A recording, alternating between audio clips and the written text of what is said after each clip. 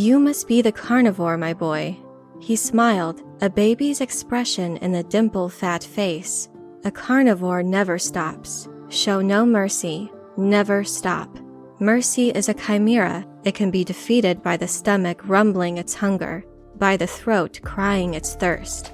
You must be always hungry and thirsty. The Baron caressed his bulges beneath the suspensors, like me. The shrewd and savage Baron Vladimir of House Harkonnen is a man of many appetites. Described as grossly and immensely fat, the Baron's corpulent size reflects his gluttony, not just for food and sadistic physical pleasures, but also his insatiable lust for power and wealth. Enough is never enough for the Baron. His greed and ambitions know no bounds. Coupled with his formidable intellect, he is able to satisfy even his most ambitious cravings. In this video, I'd like to discuss the Baron's gluttony and how this defining quality drives his plans for Imperial domination. Harkonnen ambition has long been a trademark of the members of their house. Since the Empire's formation, the Harkonnens had little political influence and toiled as a minor house for centuries.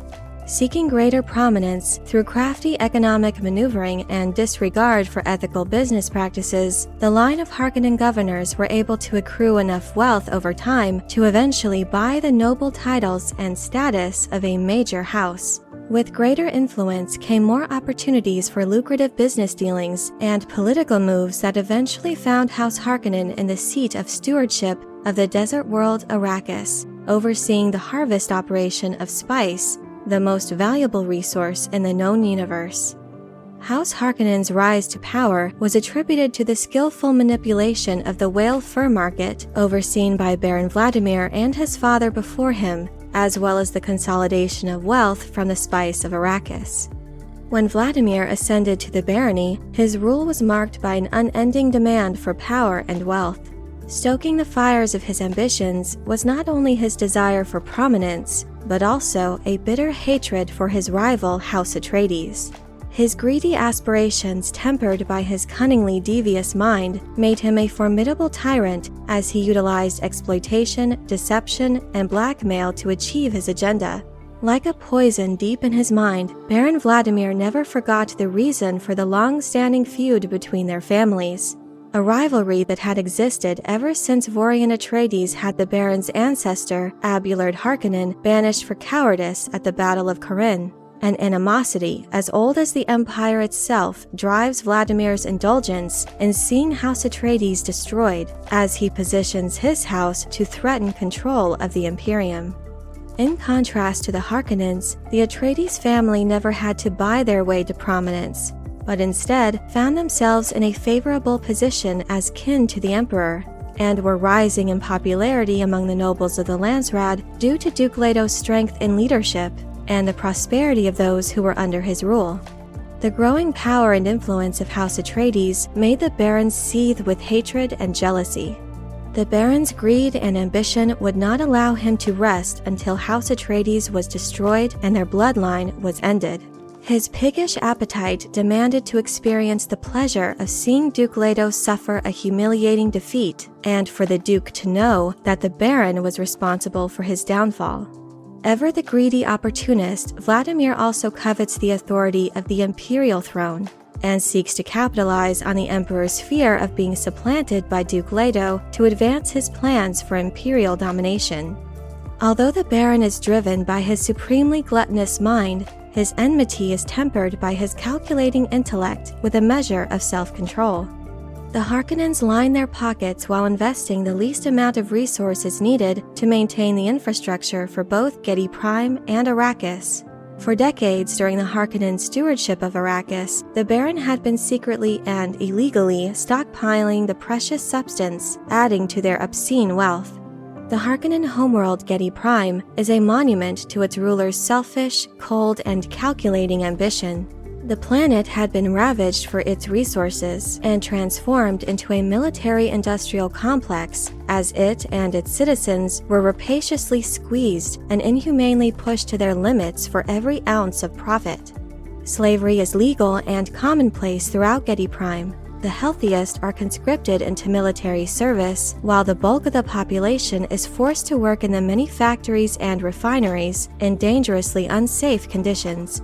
To the Baron, people are just another resource to be exploited for his personal gain. Everyone is considered disposable as he seeks to drain his servants of their usefulness before their elimination. Even those in his closest confidence are merely pawns in his schemes and can be terminated without a second thought of remorse. While the Baron without a doubt is fiercely driven by greed, the impact that his voracious nature has on his body is a source of conflict between the writings of Frank Herbert and others. This conflict arises primarily from the expanded universe Dune novels written by Frank Herbert's son Brian along with Kevin J. Anderson. In their writings, it is said that the Baron was once supremely handsome and physically fit, and that his immense size was a result of a Bene Gesserit's act of revenge, poisoning him with an incurable disease that would see him become morbidly obese. I personally feel that this explanation stands at odds with how Frank Herbert describes the Baron. In his original writings, the Baron's enjoyment of food is well established, but it's also noted in the novel Dune that the Baron's nephew Beast Raban, with his large physique, would also one day come to rely on suspensors himself, just like the Baron, to carry his excess weight. It's also noted by Bene Gesserit's sister Lady Margot Fenring that it was apparent that the Baron's favored nephew Feyd-Rautha wouldn't allow himself to become obese like his uncle. The first book repeatedly emphasizes a connection between the Baron's indulgence in food, his obese appearance, and his gluttonous and grotesque mind. After the Baron achieves victory over his bitter enemy Duke Leto Atreides by retaking Arrakis, a Sardaukar soldier remarks that Leto had been prepared for the Baron like a roast for the oven. During the Baron's interrogation of his bitter enemy, he is reveling in the moment and eating a meal while questioning the Duke further, adding to the perception of the Baron as a glutton in both mind and body. Ultimately, it can be said that the Baron's insatiable appetites were a major factor that led to his house's demise. Blinded by his hunger for power and vengeance, Vladimir failed to understand crucial details about the desert planet over which he presided. His predatory view of those he oppressed prevented him from appreciating the desert power that would eventually rise up to bring an end to his tyranny. But I'm curious to know what you think of the Baron's ambitions. Is there a particular facet of his personality that stands out to you? What do you think of the Baron's backstory given in the expanded Dune novels versus what is stated in Frank Herbert's books? Let me know your thoughts in the comment section below. I hope you enjoyed this video. Leave a like if you did, and be sure to subscribe for more Dune and other sci-fi and fantasy news and lore. Thank you all so much for your support, and as always, have a very nerdy day.